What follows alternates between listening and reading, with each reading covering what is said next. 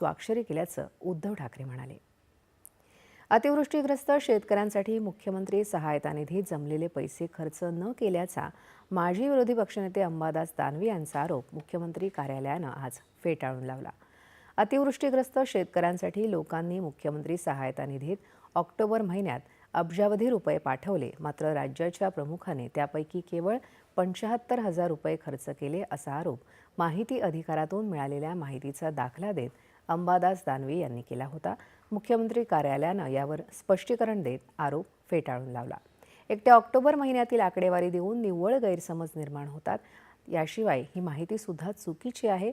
अशी चुकीची माहिती का देण्यात आली याचीही चौकशी सुरू करण्यात आली आहे.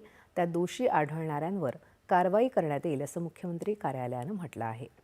मुख्यमंत्री सहायता निधीतून ऑक्टोबर, नोव्हेंबर, डिसेंबर या काळात 61,51,698 रुपये इतकी मदत वितरित करण्यात आली.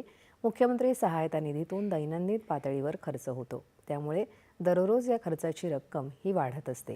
त्यामुळे फक्त एका महिन्याची माहिती सांगून निष्कर्ष काढणं चुकीचं ठरेल असं मुख्यमंत्री कार्यालयानं म्हटलं आहे. शेतकऱ्यांना केवळ मुख्यमंत्री सहायता निधीतूनच मदत दिली जाते असं नाही, तर मदत आणि पुनर्वसन विभागासह विविध खात्याकडून सुद्धा ती दिली जाते.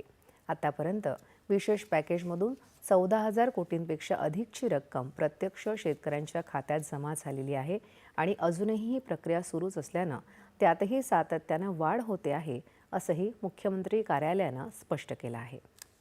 आणि यानंतरच्या बातम्या थोड्याच वेळात.